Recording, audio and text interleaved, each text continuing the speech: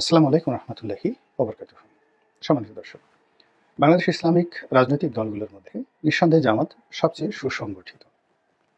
তাদের ছাত্র সংগঠন ইসলামী ছাত্র শিবির বাংলাদেশের যে কোনো ছাত্র সংগঠনের নেতাকর্মীদের যে মান, মানে লেখাপড়ার মান, তারপর তাদের শৃঙ্খলাবোধ, তাদের ভদ্রতা এবং দলের প্রতি আনুগত্য এবং একই সঙ্গে সততা, অন্তত গত ২০ বছর ধরে আপনি যদি হিসাব করেন, তাহলে দৃশ্যত জামাত এবং শিবিরকে আমাদের এই দেশের মাটিতে আপনি স্বাধীনতা যুদ্ধে তাদের কর্মকাণ্ডের জন্য সমালোচনা করতে পারেন। তারপর বিভিন্ন সময় তারা এই একবার বিএনপির সঙ্গে গিয়েছে, একবার জামাতের সঙ্গে গিয়েছে, একবার আওয়ামী লীগের সঙ্গে গিয়েছে। এসব নিয়ে সমালোচনা করতে পারেন। কিন্তু তারা চাঁদাবাজি করেছেন, তারপরে চুরি করেছেন, ধর্ষণ করেছেন, অন্যান্য রাজনৈতিক দলের লোকদের মতন করে। এটা আমাদের দেশের কোনো পাগলও বিশ্বাস করবে না। অধিকাংশ তাদের গেট আপ, মেকআপ, তারপর মোটামুটি তাদের যে রিক্রুটমেন্টগুলো, এগুলো একটা স্ট্যান্ডার্ড তারা মেনটেন করেন। যেমন ধরেন একটা উপজেলাতে তারা যাকে আমির বানাবেন, এখন উপজেলা আমির হিসাবে তারা ওই উপজেলার সবচেয়ে শিক্ষিত মানুষদের মধ্যে একজন, নামাজ কালাম পড়েন, তারপরে যার মধ্যে কোনো দুর্নীতির এবং সন্ত্রাসের কোনো বালাই নেই, এই সমস্ত মানুষকে তারা সাধারণত নেতা নির্বাচন করেন। তো সেই দিক থেকে আমাদের দেশে জামাতের রাজনৈতিক যে আইডিওলজি, সেই আইডিওলজির দুটো অংশ। একটা হলো ধর্মীয় আইডিওলজি। তো ধর্মীয় আইডিওলজি নিয়ে তারা যে মওদুদিবাদ কিংবা ওহাবিবাদ কিংবা ইবনে তাইমিয়ার যে থিওরি, ইবনে কাসিরের যে মতাদর্শ, এই বিষয়গুলো নিয়ে তারা যে চর্চা করে, এটির সঙ্গে হয়তো ইসলামপন্থী অন্যান্য যারা রাজনৈতিক দল আছে, গোষ্ঠী আছে, তারা টেকনিক্যালি দ্বিমত পোষণ করেন, কিন্তু আম জনতা এই জিনিসগুলো বুঝতে চান না। তারা এখনো পর্যন্ত অনেক ওয়াজ হয় জামাতের বিরুদ্ধে, এবং যে সকল তাদের যারা প্রতিপক্ষ খুব নির্মম ভাষায় তাদেরকে নবী বিরোধী, তাদেরকে ইসলাম বিরোধী, অনেকে তাদেরকে কাফের বলে পর্যন্ত ফতোয়া দিয়ে থাকেন। কিন্তু তা সত্ত্বেও জামাত নিয়ে সাধারণ মানুষ তাদেরকে ঠিক ওইভাবে প্রতিপক্ষের গালাগাল অনুযায়ী তাদেরকে কথাবার্তা এভাবে বলে না। শিবির নিয়ে একই অবস্থা। ছাত্রলীগ বা ছাত্রদল, তারা যে যেখানে পারে শিবিরকে সবসময় তারা শাসন করেছে, শোষণ করেছে, নির্যাতন করেছে। কিন্তু নিজের অজান্তে সেই নির্যাতনকারীরাই নিজের অজান্তে একটা অনুশোচনা তাদেরকে তাড়িত করেছে যে আসলে এই ছেলেটা তো শুধুমাত্র রাজনীতি করা ছাড়া অন্য কোনো অপরাধ করেনি, আমাদের চাঁদাতে ভাগ বসায়নি, হলের সিটটা জোর করে দখল করেনি, বা আমাদের কারো টাকা পয়সা মারেনি। তো এইভাবে বাংলাদেশে জামাত এবং শিবিরের যে রাজনীতি পরস্পর বিরোধী যে একটা অবস্থান, সেটার মধ্যে চলছে। এর মূল কারণটা হলো যে মহান মুক্তিযুদ্ধের সময় তাদের যে ভূমিকা, এই ভূমিকাটাকে তারা এখন পর্যন্ত স্পষ্ট করতে পারেনি, গ্রহণযোগ্য করতে পারেনি, এবং তারা এখনো পর্যন্ত তাদের যে মতাদর্শ এবং তাদের যে চলাফেরা, এটাকে সার্বজনীন করতে পারেননি। তারা সবসময় নিজেদেরকে ইসলামপন্থী, তারপর নিজেদেরকে আল্লাহর ওলির দল, নিজেদেরকে জান্নাতি, বা তাদের দল করলে খুব সহজে জান্নাতে যাওয়া যাবে, এই মতাদর্শগুলো তারা অন্তরে ধারণ করেন, মস্তিষ্কে ধারণ করেন। ফলে আমাদের দেশের যে সাধারণ চোর আছে, চোরটা আছে, সমাজের যে লোক একটু ছোটোখাটো বিচার সালিশ করে দুটো ডিম সালিশ থেকে নিতে চায়, গ্রামের একটা টাউট মেম্বার আছে, তো এরকম আসলে যারা রাজনীতি করেন, প্রচলিত রাজনীতি করেন, তার আমজনতা সবার সঙ্গেই তাদের উঠা বসা থাকে। যেমন দেখা গেল এমপি সাহেব আছেন, এলাকার এমপি সাহেব, তিনি খুব ভালো সৎ, নামাজ কালাম পড়েন, কিন্তু সময়ের প্রয়োজনে দেখা গেল এলাকার এক ধর্ষণকারী, সেও দেখা গেল এমপি সাহেবের বেডরুমে বসে এমপি সাহেবের সাথে এক টেবিলে বসে খাবার খাচ্ছে। তো এই যে সার্বজনীনতা, এই সার্বজনীনতাটা জামাত এখনো অভ্যস্ত হতে পারেনি সার্বজনীনতায়। সে দেখা গেল যে সব জায়গাতে গিয়ে সেই পাইকারি ওয়াজ, নাহমাদুহু ওয়া নাস্তাইনুহু।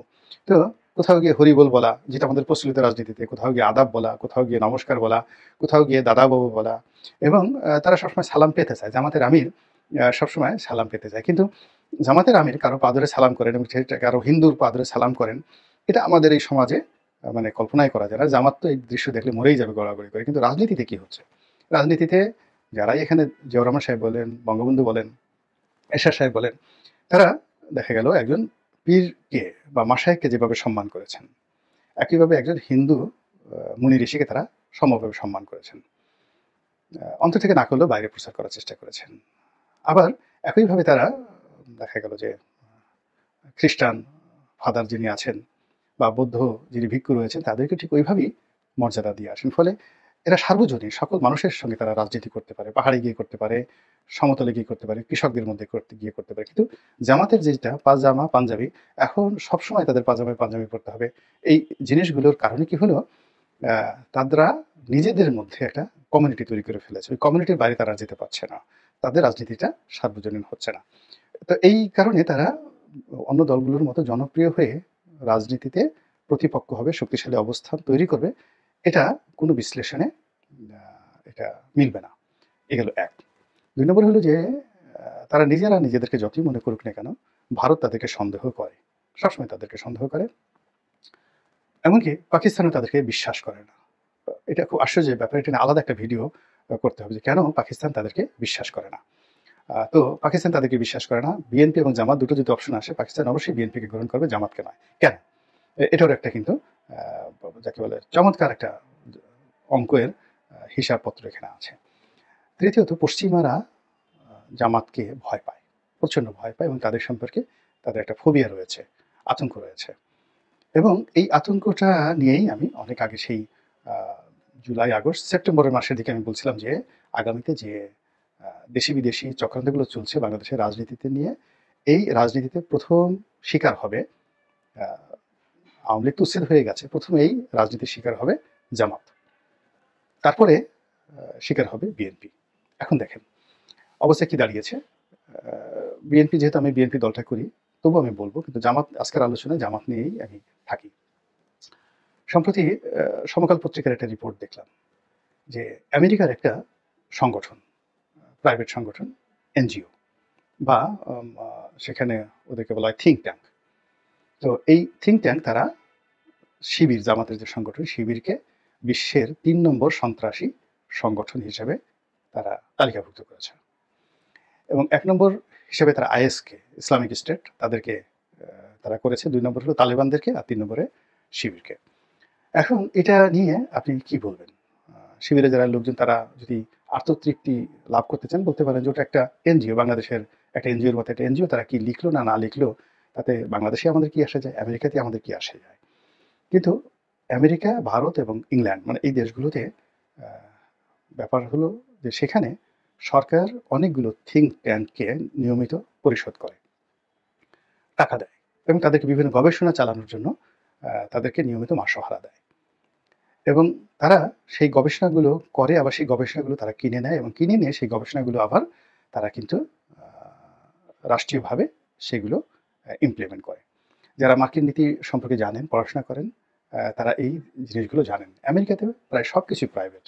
ইভেন হোয়াইট হাউসের যে কর্মকর্তা, এদের ৯০% ভাড়া করা, হায়ার করা, এবং এদের একটা বিরাট অংশ বাড়িতে বসে কাজ করছে। এদের একটা বিরাট অংশ, এমনকি হোয়াইট হাউসের অনেক কর্মকর্তা আছেন যারা ভিনদেশী, অন্য দেশে বসে কম্পিউটারে বসে হোয়াইট হাউসের হয়ে কাজ করছে। খুব অল্প পার্মানেন্ট রিক্রুটমেন্ট সেখানে রয়েছে। তো মিলিটারির একই অবস্থা, সেখানে ভাড়াটিয়া মিলিটারি পাওয়া যায়, পুলিশ ভাড়াটিয়ে পাওয়া যায়, তারপর প্রাইভেট পুলিশ। তো ওদের সিস্টেমটা আপনি না বুঝলে মূলত আপনি ভুল করবেন। তো আমেরিকাদের এই যে কোনো বিষয়, ধরেন আওয়ামী লীগ, বিএনপি বা জামাত, তাদেরকে প্রথমত তারা সরকার সরাসরি কোনো একটা বিষয়, এফবিআই বা ধরেন সিআইএ বা মার্কিন যে সেনাবাহিনী, তাদের যে গোয়েন্দা ইউনিট আছে, তাদের মাধ্যমে তারা সরাসরি কখনই কোনো কাজ করে না।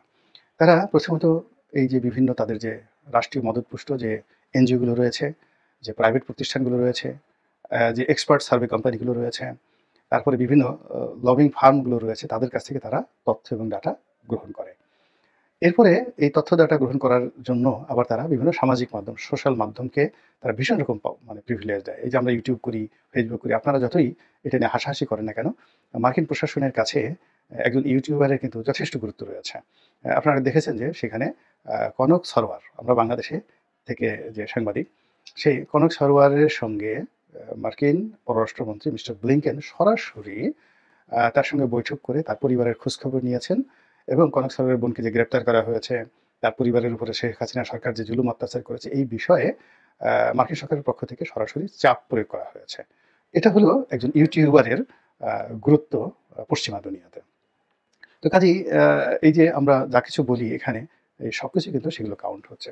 তো সেই দিক থেকে কি হলো, পশ্চিমারা, আমরা যেমন এখন আপনাকে যদি জিজ্ঞাসা করা হয়, আপনি বলেন তো সেমেটিক জাতিগোষ্ঠীটা কিভাবে তৈরি হলো, বা anti Semitic ism and pan Arabic যাকে বলা হয় Christian culture, art and culture বলতে আপনি কি বোঝেন, what is the choreography of যাকে বলা হয় মুর ডাইনেস্টি, টেকনিক্যাল। আপনি বলবেন যে এটা কী ধরনের কথা, কিন্তু এই জিনিসগুলো যারা সংশ্লিষ্ট বিষয় যারা রয়েছে, আপনি আরবিকে জিজ্ঞাসা করেন, 1 মিনিটের মধ্যে তারা এই বিষয়গুলো বলে দিতে পারে। এমনকি যারা লেখাপড়া কম জানে তারাও কিন্তু এই বিষয়গুলো বলতে পারে।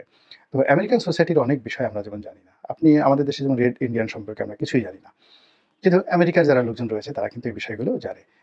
ইউকে যদি জানি, ইউরোপে যদি যান, ইউরোপিয়ান কৃষি অ্যান্ড ফার্মার, এই দুটো শব্দ সেখানে কতটা সম্মানিত। গ্রাম থেকে একজন কৃষক যদি কোনো ব্যাংকে যায়, ব্যাংকে দৌড়াদৌড়ি শুরু হয়ে যায় তাকে সম্মান জানানোর জন্য, কিন্তু আমাদের দেশে তো আমরা তাকে ফার্মার মনে করি। তো এরকম বাংলাদেশে যে ইসলাম বা সারা দুনিয়াতে যে ইসলাম, এই ইসলামের যে মাধুর্য, সৌন্দর্য, এটা পশ্চিমাদেরকে আমরা কেন অনেক বড় বড় মানুষ এখনো বোঝাতে পারেনি, এমনকি তুরস্কও বোঝাতে পারেনি। তো তুরস্ক বোঝাতে না পারার কারণে দেখুন তুরস্কর সাথে ন্যাটোর সম্পর্ক, তুরস্কের সঙ্গে আমেরিকার সম্পর্ক, তার যে বসফরাস প্রণালী, এত কিছু থাকা সত্ত্বেও কিন্তু এখনো তুরস্ককে তারা ভয় পায়, আমেরিকা ভয় পায়। তো সেই কারণে কি হচ্ছে যে ইসলাম ফোবিয়াটা কেন তাদের, এটার একটা ইতিহাস জানতে হবে। তো সেই দিক থেকে দাড়ি দেখলে, টুপি দেখলে তারা এই তাদেরকে ইসলামিস্ট, জঙ্গি তারা মনে করে, এবং এটা বিশেষ করে সেই আব্বাসীয় জামানা থেকেই পশ্চিমাদের এই ভয়টা, সম্রাট যখন শার্লেমেন ছিলেন, ফ্রান্সের সম্রাট শার্লেমেন, তখন থেকে ইউরোপে এই ভয়টা প্রচণ্ডভাবে কাজ করছে। আর ইরানের যে ভয়, ইউরোপের মধ্যে ইরানের ভয়, পার্সিয়ান ডাইনেস্টি সম্পর্কে ভয়, প্রায় 5,000 বছরের পুরনো ভয়। এই ভয় রক্তে মাংসের মধ্যে মিশে গেছে। তো আমেরিকানদের মধ্যেও ইসলাম হবে এটা রক্তে মাংসে মিশে গেছে, এগুলো একটা। তো এই কারণে জামাতকে তারা যতই লবি লাগাক, যতই তারা দোয়া দরুদ পড়ুক, তসবিহ তাহলিল করুক, তাদেরকে কিন্তু তারা ভয় পায়। দ্বিতীয়ত, সাম্প্রতিক সময় বাংলাদেশে যা কিছু ঘটছে, সেই সব ইসলামিক দলগুলো ঐক্যবদ্ধ হয়ে বা আলাদা আলাদা হয়ে যে যার মতো করে দেশে একটা ইসলামিক রাষ্ট্র, একটা খিলাফত রাষ্ট্র তৈরি করার যে তৎপরতা দেখাচ্ছে, এই বিষয়গুলো পশ্চিমা দুনিয়াকে ভীষণ রকম একটা ব্যাড মেসেজ দিয়েছে। এবং এখানে যা কিছু হচ্ছে এর কোনোটির সঙ্গে হয়তো জামাত জড়িত নয়, কিন্তু বা অল্প কিছুর সঙ্গে জামাত জড়িত, কিন্তু পুরো দায় দায়িত্ব যেহেতু জামাত সবচেয়ে বড় সংগঠিত পর্যায়ে আছে। তো পশ্চিমাদের সেই এত আধুনিক প্রযুক্তি থাকা সত্ত্বেও, সিআইএ, এফবিআই থাকা সত্ত্বেও তারা মনে করছে যে জামাতই এই কাজগুলো তারা করছে এবং প্রমোট করছে। ফলে জামাতকে নিয়ে এই যে তারা যে নেতিবাচক অবস্থানে তারা চলে গেল, এবং যে শিবিরকে তারা এই যে নেতিবাচক অবস্থানে তারা নিয়ে নিল, এটির কুফল বাংলাদেশের রাজনীতিতে জামাতকে অবশ্যই ভোগ করতে হবে। একটা জিনিস বোঝার চেষ্টা করুন, বিএনপি জমানার শেষ দিকে টাকা পাচার, তারপরে শেষে সন্ত্রাস, এবং চীনকে মদদ দিয়ে সেভেন সিস্টারকে অস্থির করার জন্য যে সকল বিষয় মার্কিন প্রশাসন, কানাডিয়ান প্রশাসন এবং অস্ট্রেলিয়া বিএনপির বিরুদ্ধে যে সকল সিদ্ধান্ত নিয়েছে, ওই সিদ্ধান্তগুলো এখন ওই 20 বছর কিন্তু পরিবর্তন হয়নি। And this is the reality. কাজেই যারা রাজনীতি করেন তারা যদি সেই রাজনীতির বিষয়গুলো নিয়ে গবেষণা, তাদের একটা সেল থাকে, এবং সেইভাবে যদি তারা সতর্ক অবস্থান নেন, তাহলে তারাও যেমন নিরাপদে থাকেন, দেশটাও নিরাপদে থাকে। আল্লাহ আমাদের সবাইকে হেদায়েত দান করুন এবং হেফাজত করুন। আসসালামু আলাইকুম ওয়া রাহমাতুল্লাহি ওয়া বারাকাতুহু।